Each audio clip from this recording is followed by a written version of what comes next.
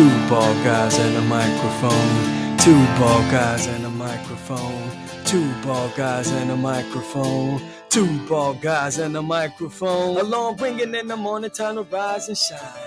Open up your eyes to awaken your mind. Need to make the day count, need to get in the zone. Tune in to Two Ball Guys and a Microphone. Introducing Coach Papa Tim Stewart's his name. Pay attention to his wisdom, it'll raise your game. He wants to see a better world, so he plays his part. Always loving, always giving, cause he's got a big heart. The co-host won't boast, but he can stand on his own. From the state of Iowa, it's that man Kent Jones. He's impressive on the mic and he don't need a cord. And whether hosting or he's hooping, he's controlling the boards. And the one feeding a hungry herd of Americans, make you feel right at home like he's your best friend. Though he's not a city slicker, he's as cool as the Fonz. Just a witty wisdom giver, Mr. Rancher Run. Set the tone for your day and get in the zone. Tune in to Two Ball Guys and a Microphone.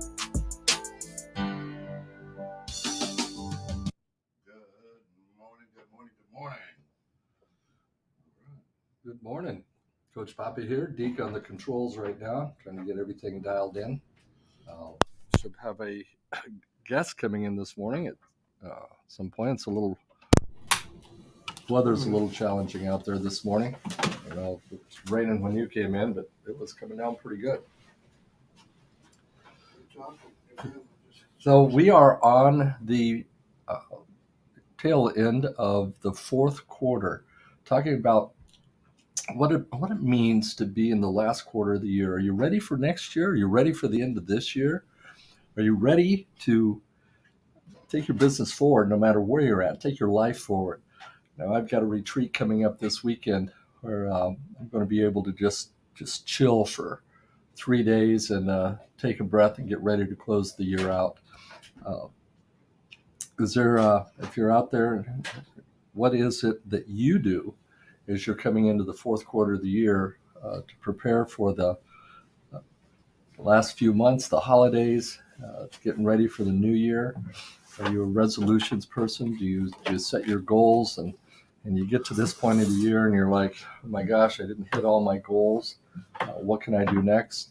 Well, these are the things we're going to be talking about on the fourth quarter of the year, getting ready to finish it out. It's all the fun stuff here today. Sorry, get in and the technology was not our friend this morning. Everything's got to go. Of course, let's not forget our good friends over at Natural Therapy Wellness Center, www.mchenrymassage.com. If you need acupuncture, Thai yoga, massage therapy of any kind, call John and his team. Absolutely fantastic over there. 815-385-8190. All right. So as things go wrong, as they sometimes will, at the end of the game, whatever. And we've, when we had Demond on, we've realized and found out, right, that the fourth quarter isn't necessarily the calendar fourth quarter. So when you're in that last stretch of the game, whatever game that may be, you'll recognize and notice all of the things that go wrong, as they sometimes will and sometimes have. Yes. And when you have that, how do you overcome? How do you adjust? How do you look at those things and instead of wallowing in the yuck, how do you push forward in the fourth quarter? Well, I've watched a lot of coaches over the years. When you get down to the fourth quarter, regardless of the score, if you're ahead, you're behind, they get very anxious. And I think sometimes we have the tendency to do that same thing. We haven't hit our goals. We haven't accomplished the things we want to accomplish.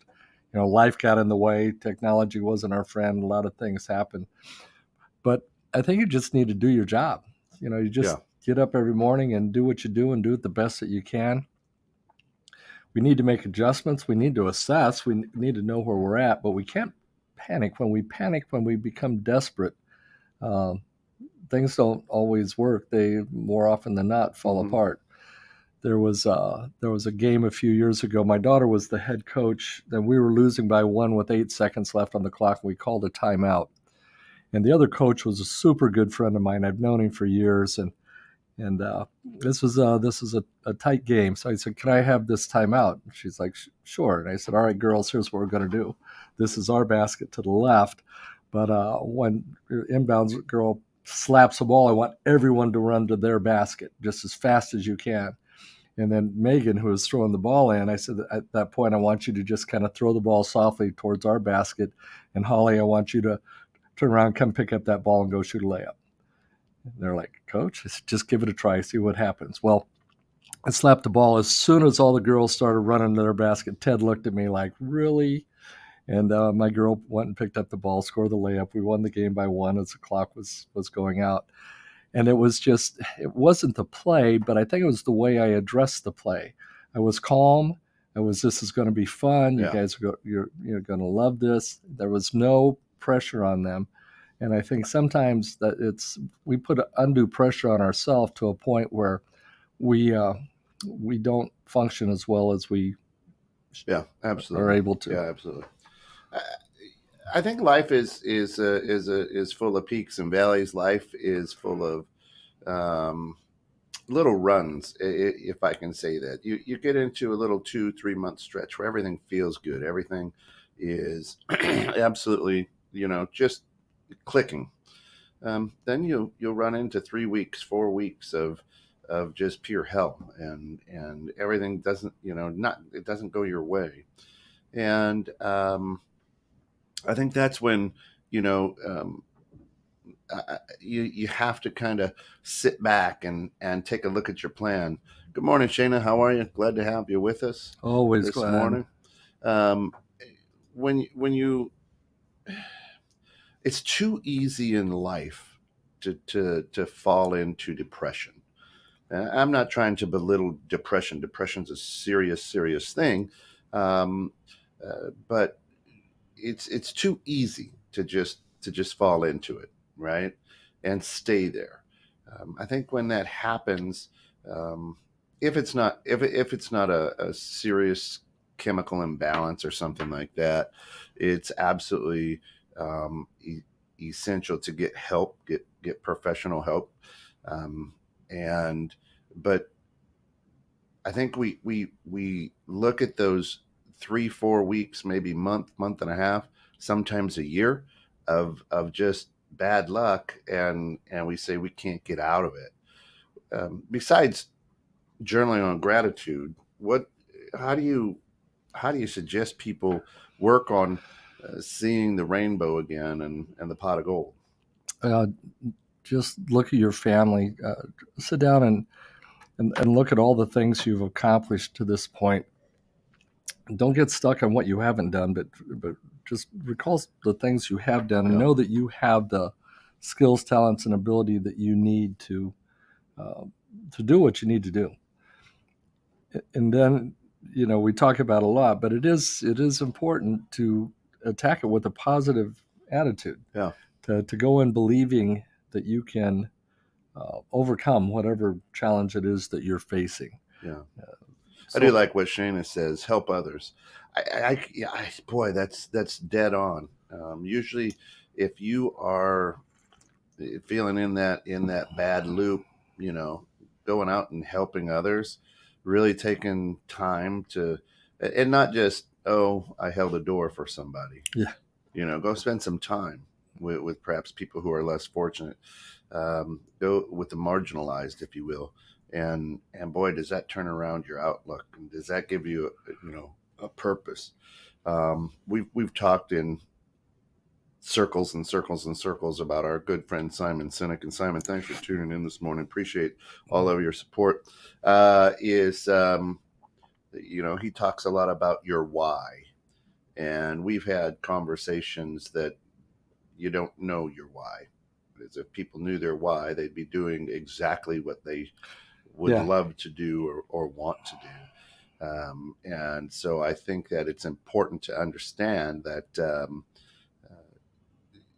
it's at those times where, as a human being, you realize your why. I wake up every morning, and the first thing I do is look at my calendar and see who I have to meet with today. And they are my why, my clients. The opportunity, I can go into each of their lives and know what my role in their life is, whether it's as a coach, as a mentor, whether it's a friend, uh, whatever I'm meeting for coming up. But they're the reason I get up and get going. And quite often, the first step is I look next to me as I get up, and I see my wife, April, of 47 and a half years. And she is my total why. She is the reason I go out and help people. She's the reason I come on this show. She's the reason I do everything I do. The how sometimes becomes a little bit more challenging. But if you've got your why, you'll always figure out your how. Tonight is our first basketball game with the 6th grade boys over in Johnsburg. We're playing Antioch Upper Middle School, and they're always a challenge. And I've got the B team, and the B team are boys who have never played competitive basketball before. Mm-hmm. So this will be their first match. Well, they know why they're going up there. They're going up to play basketball. But the how is going to be, it's a little bit more challenging. We've scrimmaged in practice. We've run our inbounds plays. We've shot our free throws. But the first time you get into the competition, everything changes just a little bit. Yeah. Shannon says some more physical types will benefit from moving and sweating. Actually, everybody does. Your body is meant to move. The human body is designed not to sit in a cubicle or a bar stool. So as we move, as we look at the end of the fourth quarter, are you moving enough? On the weekends, of course, with kids, we're running around all the time. And at we moved about a year ago, and now I've got this beautiful house and have created a wood shop in it. So every weekend I'm doing something. I'm not sitting around. Of course, this time of year in the Midwest, you're out, you're out raking leaves, blowing leaves, or getting the yard, leaving them alone. Yesterday I was up on a ladder most of the days, putting in gutter guards, which is always fun. And now, just above my knees are bruised because of leaning on the ladder. But I find that I have to be doing something. It's where I find my most energy. That's when I'm the least wore out, when I'm what I call non-exercise movement. If I can just be moving and doing something with a purpose, then I, that's it. Shana says, nothing got me to act right better than the threat of wind sprints. Every coach is, hey, get on the line. Let's go. It's time to run. Down and back. It's my daughter issued out the warm-ups, and she said, everyone needs to bring these warm-ups to practice every day.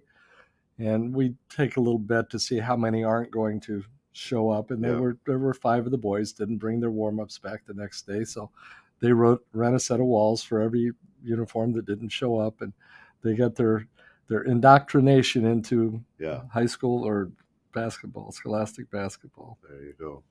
And that's interesting too. We tend to put out there, hey, set a goal and reward yourself. Set a goal and reward yourself. Set a goal and reward yourself.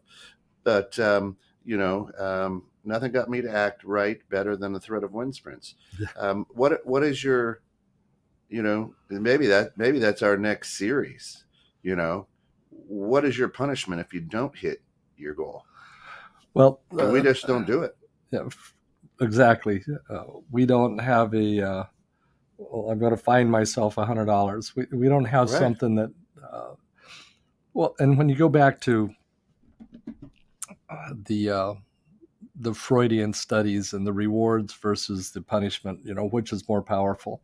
And I think we've gotten into the reward mode that punishment is not achieving most of the time. We really don't do anything. We don't run a set of lines. We don't do 20 push-ups.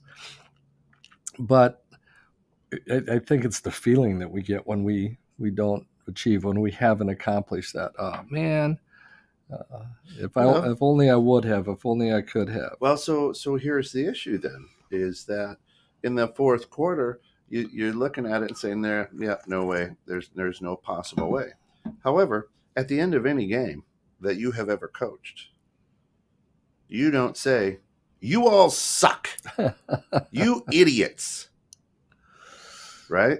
Amen. What you say is, guys, hey, gals, we played great today.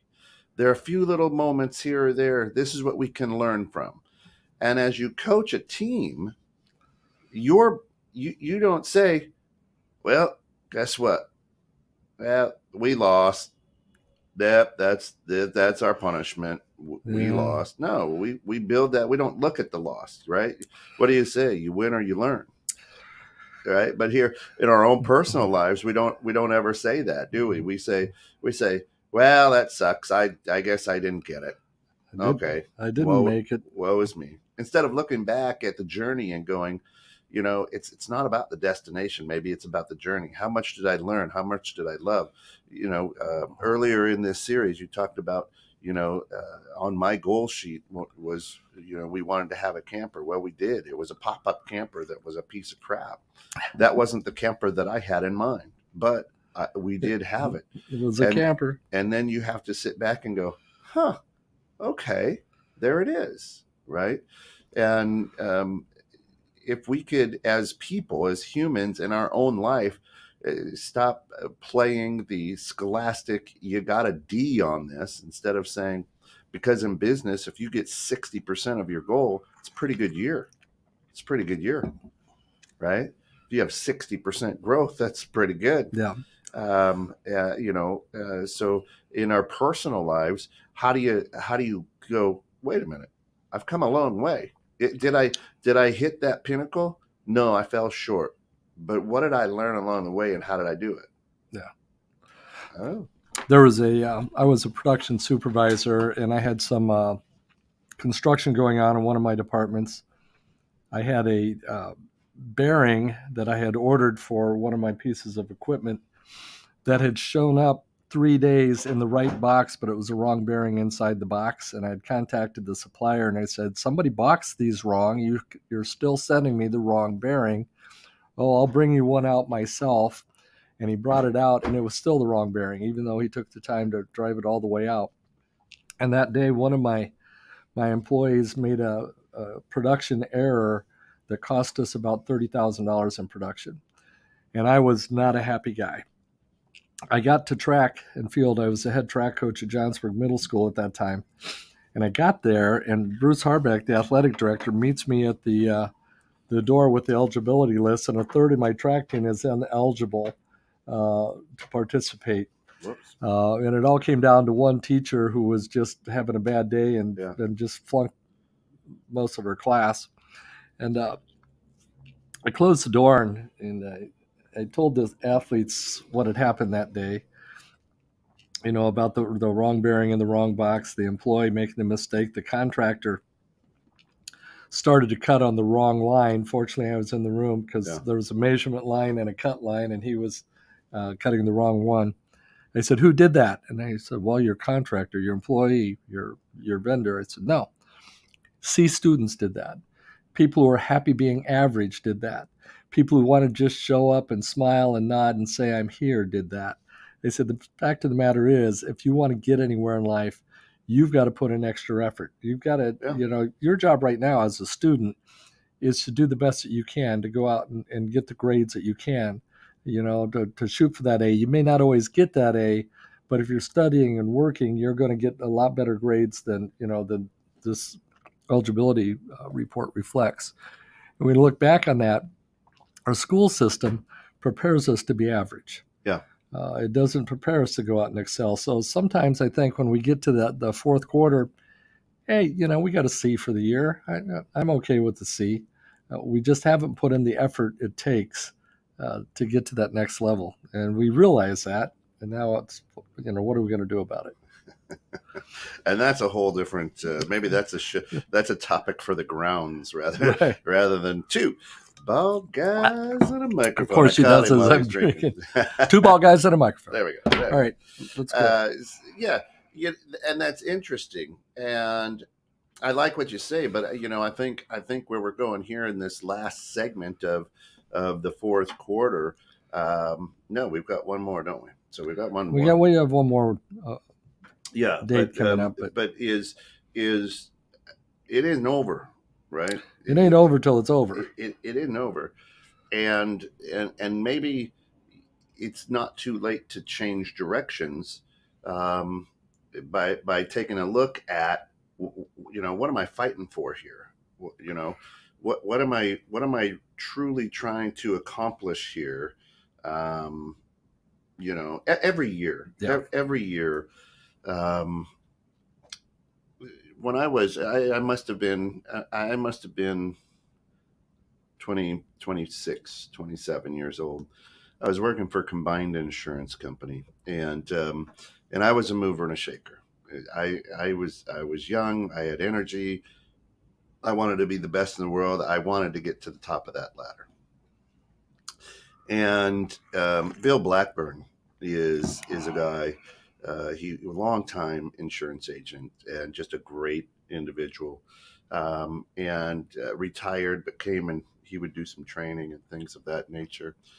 And I was on fire. I mean, I was 26 years old, running 1/3 of the state of Iowa. Really, really thought I was the cat's meow, right? And we do the morning huddle. We get everybody fired up, all the cheers. Give me a P, give me an M, give me an A. All right, how's your attitude? All right, all that good stuff. And it really got the sales team fired up, and off they went. And Bill says, "Hey, Kent, I'd love to go grab some breakfast with you." Okay, yeah. Do you have any calls right away this morning? No, not right away this morning. I was just going to do some cold calling, and which I probably wasn't. I was probably going to go sit in a little cafe and read the paper or something, right? And so we went to breakfast, and Bill says, "Hey, how much money have you made this year?" And I was like, "Man, I'm having a record year," and and so I said, boom, I threw this number at him that was on my year-to-date earnings, and he goes, "Oh, that's fantastic. How much have you saved? How much do you have in your savings account right now?" And I'm like, "My what?" So I was young. I was making money. I was your typical sales guy. This is back in the day where Rush Limbaugh had his ties and Garcia, and they were $90 ties. I was buying $90 ties. I had the $600-700 suits. I had the Cadillac. And really played the part of the douchebag. And I kind of look at him like, "What?" He goes, "How much do you have in the bank? How much have you saved?" And I'm like, "Well, we live paycheck to paycheck, Yeah. And he goes, "Then you haven't made anything this year." And every year since then, on my goals sheet is always some number to put into savings. Whether it's $10,000, $20,000, $50,000, $100, whatever the case may be. Right. And it's always there. And it's one of those goals that I always fall short on, no matter what it is, whether it's $100, So there's a believability to a goal as well, that says, does this motivate me? Is this my why? You know what I'm saying? Right. And there are things, there are teams that you have played that just have your number. It doesn't matter. You can have 3 times the talent as that other team. You can have more athletic people. You can have whatever the case may be, but they just have your number. and you just can never seem to figure out what that is. And why I'm bringing that up is I think sometimes you have to look at it and go, do I keep chasing this? Do I keep all right? Maybe this needs to be put away, and I can't focus on this for the fourth quarter. Maybe I have to focus on three other things. Yeah. You know, I don't know. Yeah, it's one of those things. But every year, I'm going to play that team. Every year, I'm going to put that number out there. You know, and that could be my big, hairy, audacious goal, right? Yeah. But you know, I alluded to my friend Ted from the one particular school, and he was that guy. So that day when I actually pulled off that play to beat him in the last second was relief. The next year he beat me by 30 some. Yeah. he was not playing around the next time we got together. Yeah. But at the same time, there, you know, for me, there was always that gym, like, here we go. I love this gym. And you just go crazy. Shana says, do you think the fourth quarter is a time to learn more, lean more outward and push, or inward to personally strategize, self-reliant or group? That's a great question. For me, the fourth quarter is we just keep doing what we're doing. You know, we may be behind. We're going to do what we do a little bit better. We may be ahead. We're going to keep doing what we're doing to protect the lead. But I don't think I really make a lot of adjustments. I'm sure somebody on the outside looking in might feel differently, but I don't feel that I make adjustments. When I get to the fourth quarter, I know, you know, where we're at. What are our chances of winning on the scoreboard? Sometimes, you know, we may be so far behind that the focus is just going to go out and let's get back to the basics in this quarter and go out and let's win this quarter. You know, let's come away with a moral victory, even though we don't have the victory on the scoreboard. In life, I will say this because of the relationships that I have and the people that I've seen, is I think just human nature is the fourth quarter is we lean more outward and push. And, you know, we take a look at Rancho Ron. We take a look at, you know, Tom, and friends who have passed, is the strength to look inward is tough because you're accepting where you're at. Right. But then to lean more outward, to share, to let the people around you know, the people who can help you feel better, the people you can help win. I think that's it. I think in the fourth quarter, you see people, great athletes, start to trust their teammates more.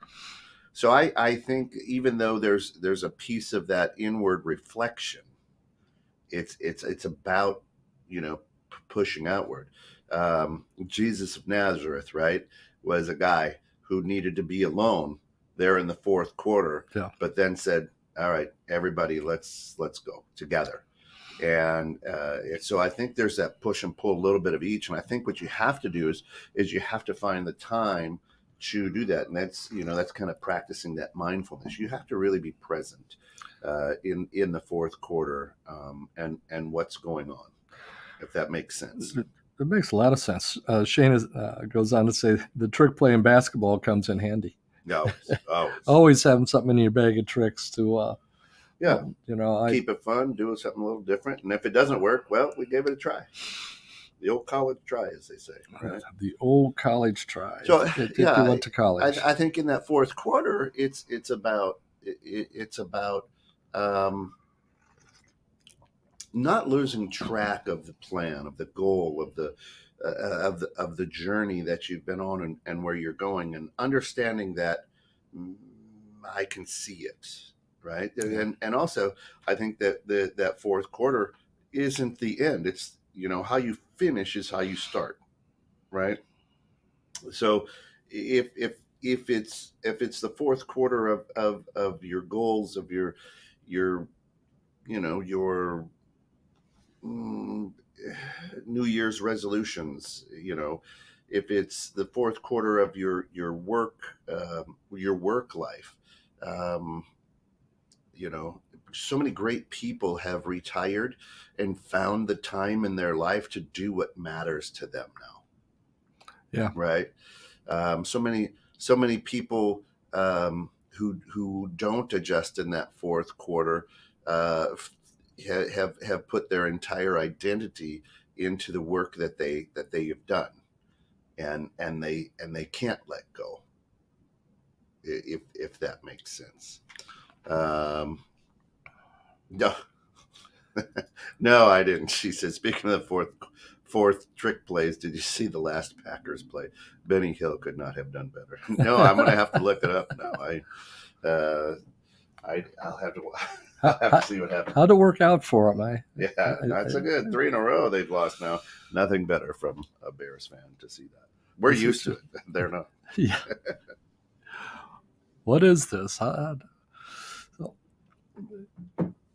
So yeah, I think that's the exciting thing. No matter where you're at, what part of life you are, whether it's your working career, whether it's just your goals or whatever, I think the fourth quarter you have to get excited because it's the springboard into something new, another challenge, another direction. It is true that they say a goal achieved no longer motivates. Right. This is true. And a mind that settles for average no longer motivates. Well, and it goes back to our good friend Simon Sinek. Again, Simon, thank you for listening. He talks about the finite game versus the infinite game. Mm-hmm. In the finite game, there's a definite ending, so you know when the fourth quarter is. Yeah. You know that you need to adjust. I need to do this to make sure my tax bill is lower next year. I need to do this. I need to do that. But in the infinite game, where we understand January 1st doesn't really end or begin anything. As long as we're in business, we just continue through it. Yeah. That the fourth quarter is just another quarter. Yeah. But speaking of the second half, we just want to give a shout out to Natural Therapy Wellness Center. Boy, if you are stressed, these guys can help you be blessed.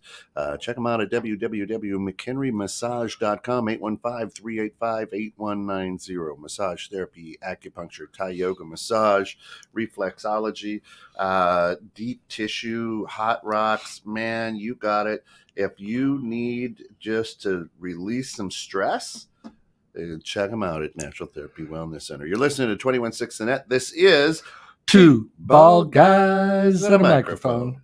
Right here, Shayna says, Kent, you hinted at the ability to know when to call it quits. I'm so impressed when those who will redirect, regardless of how long they have been in the game. I'm not there. Hints are welcome. Well, maybe that's why you're here, so we can plant some seeds and give some hints. That's right. Well, as a kid growing up, my grandparents had we called it the cottage. They built a log cabin back in the 50s up in Farwell, Michigan, and up by Clare and Mount Pleasant, where the University of Central Michigan is. Okay. And it was a huge man-made lake. It was gorgeous, houses, cottages all around it, as they did in the 50s. And when I was a kid in the 70s and 80s, when we would go there, I loved to fish off the dock. There was bluegill and sunfish, and you put your worm in there. Yeah. And the bobber would go down, and you get it up, and, hey, look, you got a nice bluegill. And some of them were pan sized, and we kept some. But you always caught stuff right off the dock.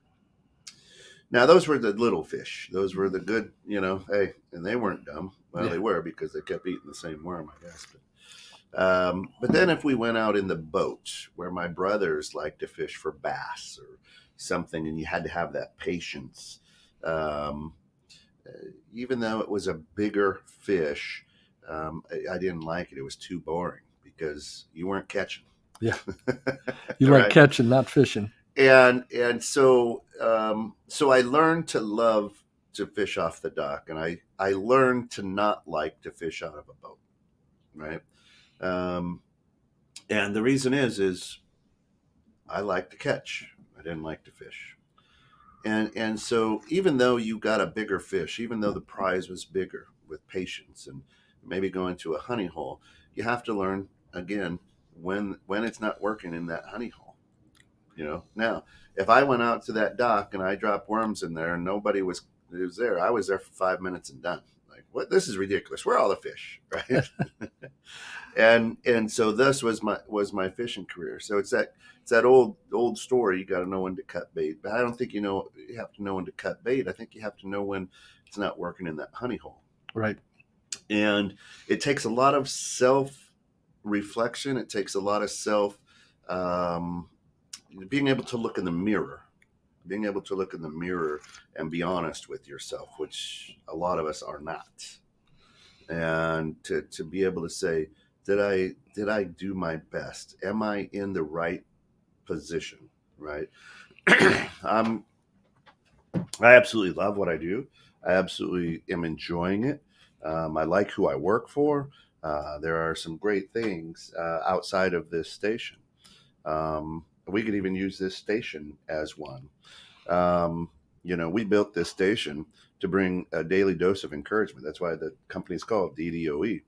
And there was, the fun thing about this, looking at it, is people get crazy, and they get egos, and it's, oh man, we've got 5.3 million. Whoa, man, I'm big time. And there's talent that is sometimes hard to work with, and there's talent that's real easy to work with because they just want to continue to deliver good Right. things. And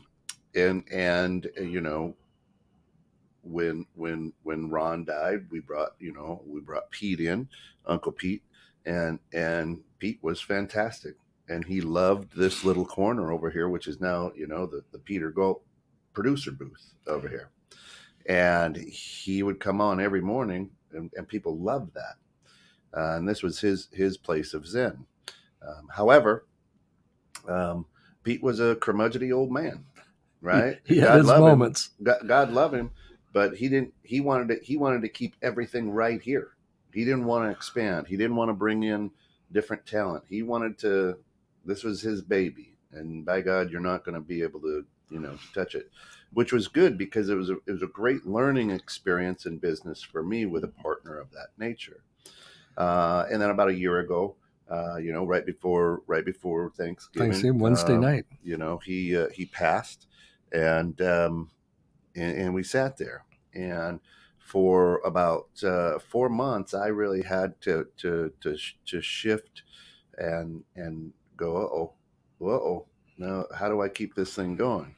To the point then I started to question myself, to say, okay, all right, let's put a board together. Let's get people who are passionate about this. Let's put a board together and bring the board in. And there was a lot of good friends. There was a lot of great people on that board. However, they weren't doing anything. Everybody was very busy. Yeah. And there came a time when I had to call it and say, this just isn't working. I don't want to hurt anybody's feelings. It's just not working.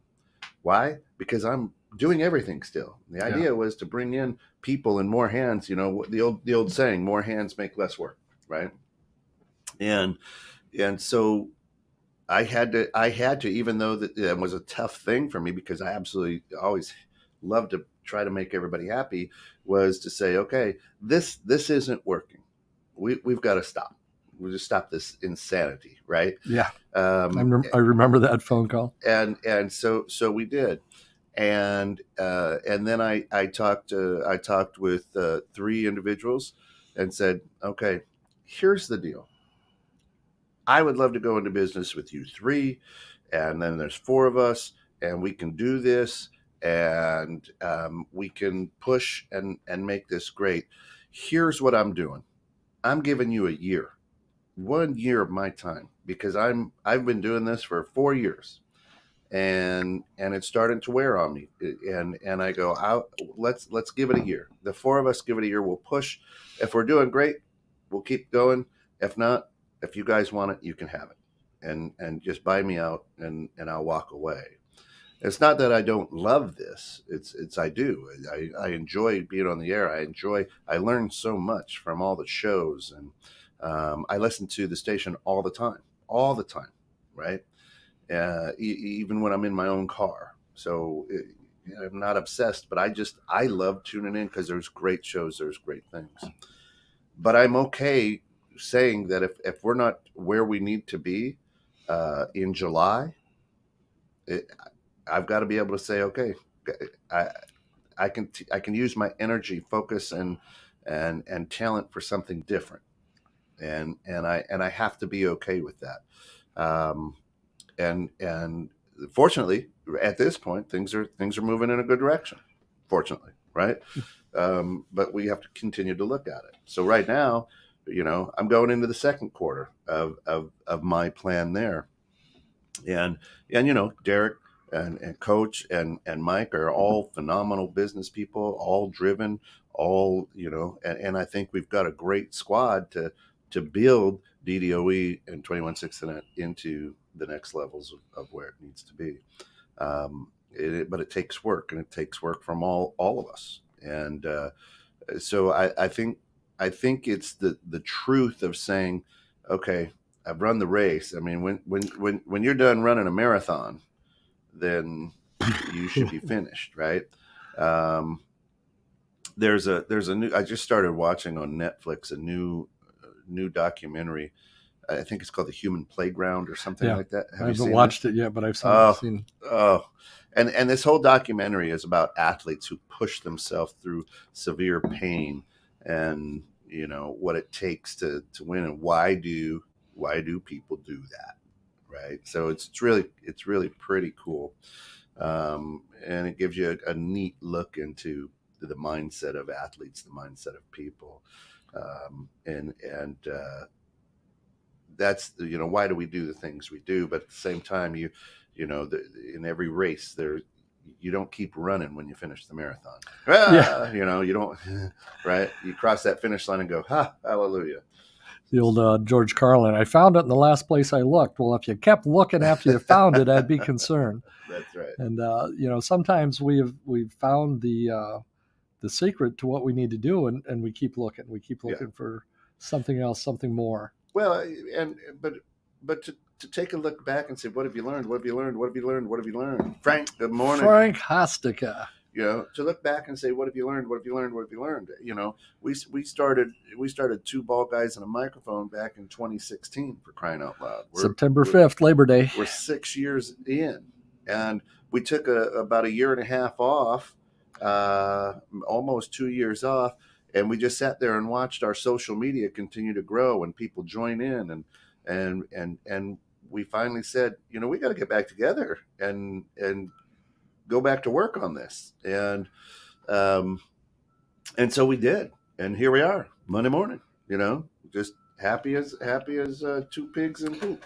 And Frank Hostica is the guy who introduced us to each other a number of years ago. So, Frank, your timing is perfect, as always. And we see what he did. He left the area. I gotta go. So yeah, I think you have to.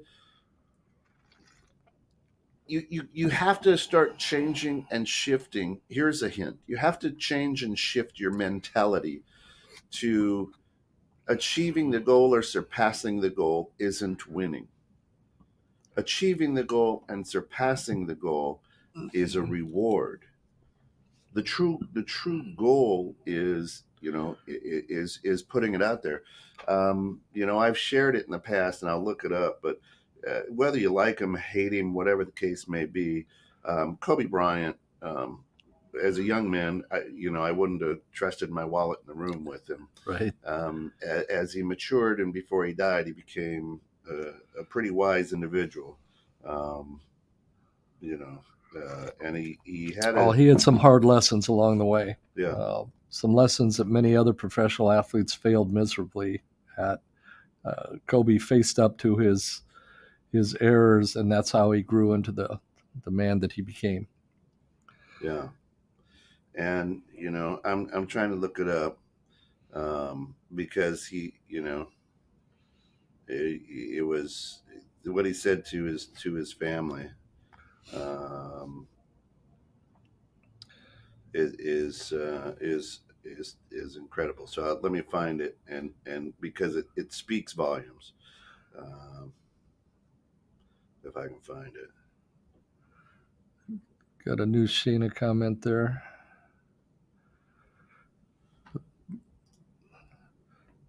It's a great point. Sometimes a change in perspective can highlight a prize you no longer want.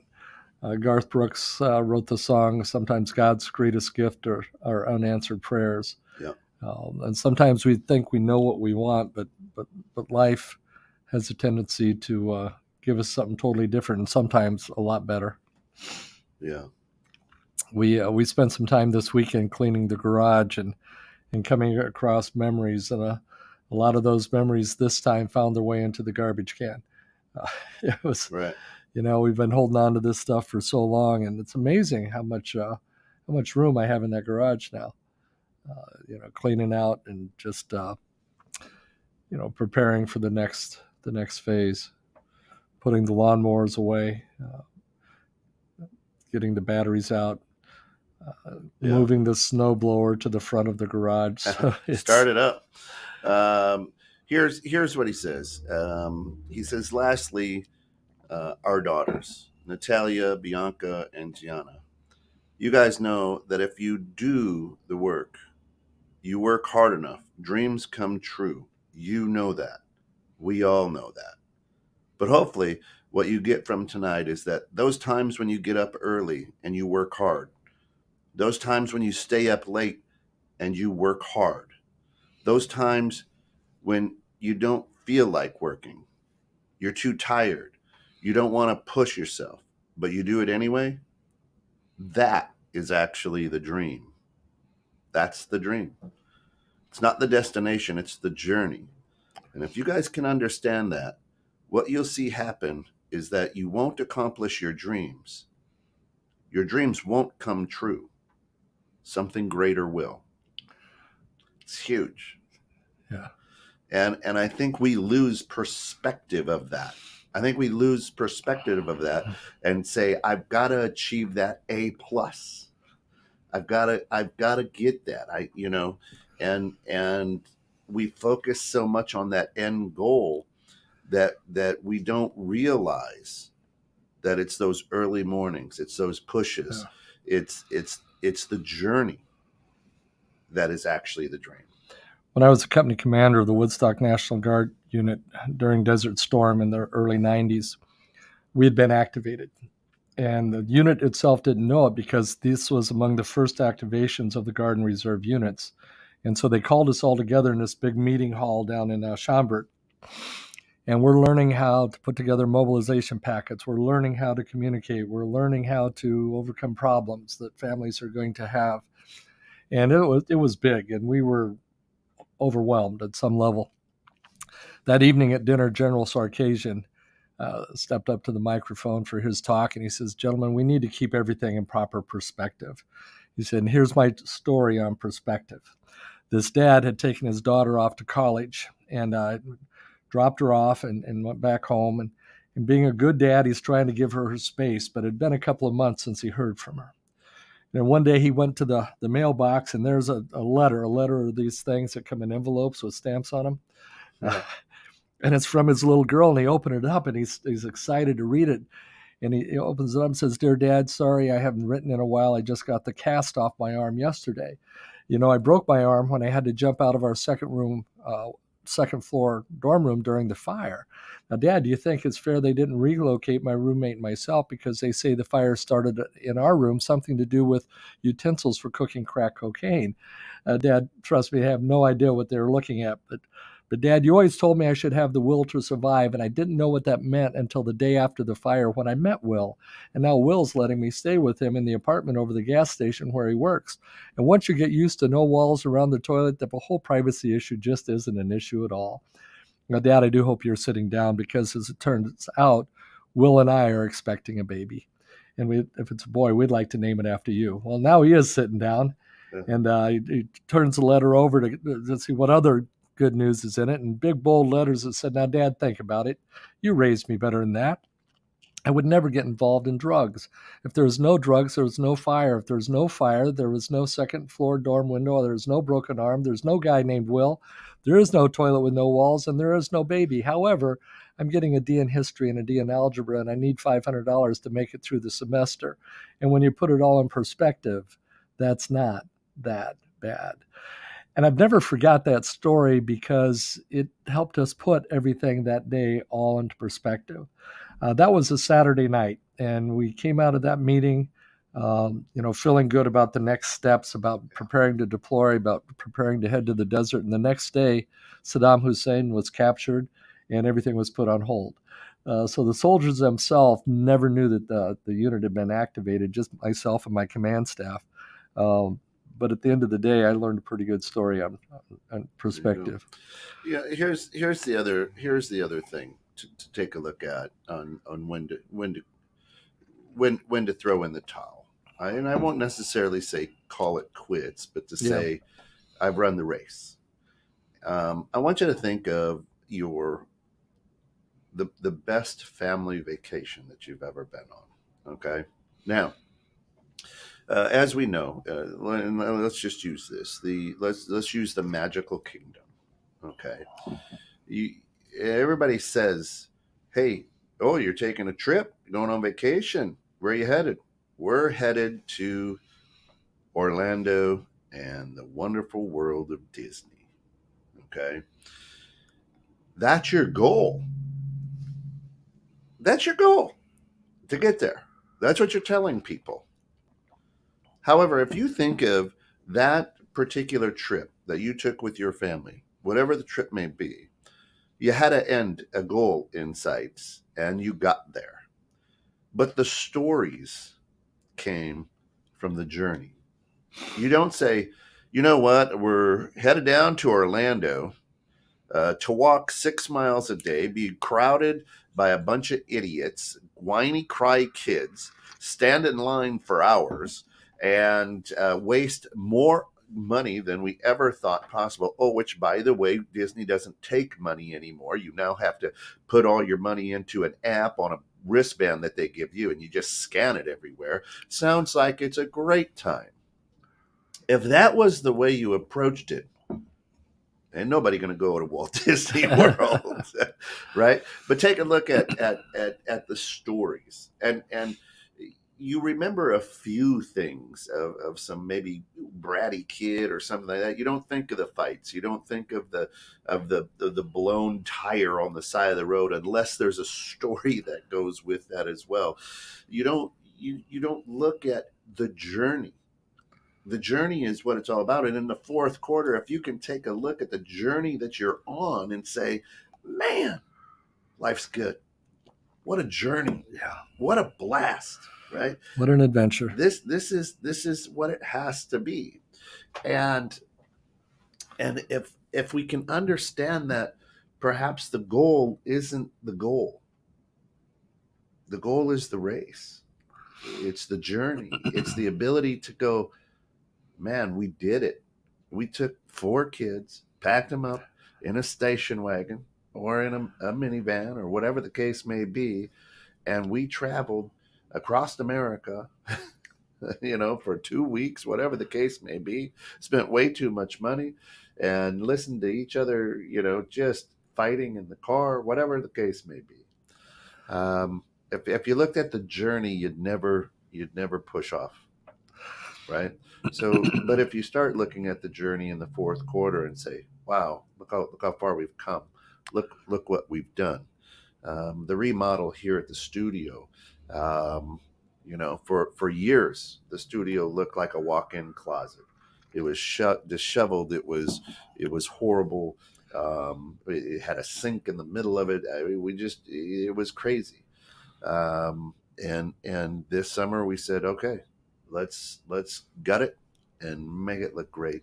And now people who haven't been here for a while come in. Rich, good morning. Morning, Rich. That's the best thing. People come in and go, holy cow, this place looks great. This place looks great. It Lisa, does. good morning. Good morning. Good morning.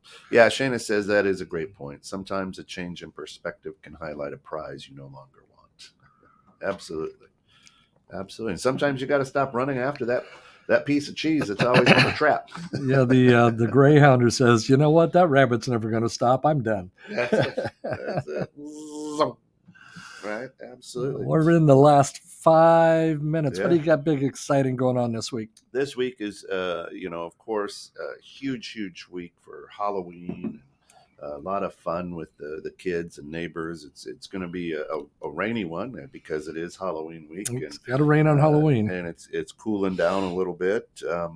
But the fun thing is we've got a lot of new products and things coming in at the 9 to 5. So there's some training, which I absolutely love, diving into some training and learning and growing. And so we're excited about that.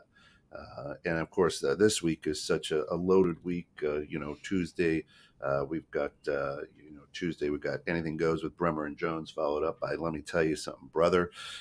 Wednesday, we've got Innovative Strategies. We've got Questions You Never Thought You Could Ask in Church. Thursday, we roll into the Bare Facts on Guns. And then Friday is our normal busy Friday lineup.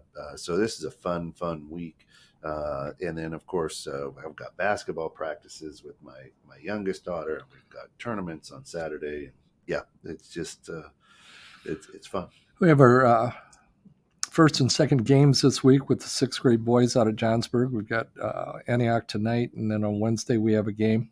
Thursday afternoon, I will take off for a Cursillo weekend. Oh, fun for you. Last spring, I did as a candidate Cursillo weekend, and then I'm going back to serve, so I'll be in the kitchen. But I'll be picking up two of the candidates and driving them, and one of them's a very, very good friend of mine, Becky Kirchner's brother, actually. Nice. Matt. Yeah, Matt. We'll hang out for the weekend. Totally unplugged. The phones get turned off. The watches get put away. So I should come back next Monday morning just loaded for bear. So or tired. That too, guaranteed. Unplugged, no sleep. Great weekend. That's it. Those are great weekends. Those are just good ways to get away. Absolutely. And then with as you know, I've been moving forward with this with John Kennedy and the combat brain training.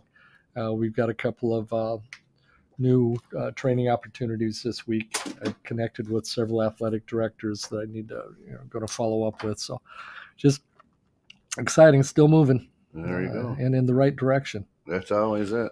Blessed to not be stressed. Amen. That's a way to look at it. So we can't thank y'all enough for hanging out with us for this last hour. We'll wrap up this great fourth quarter next Monday, which will be October 31st.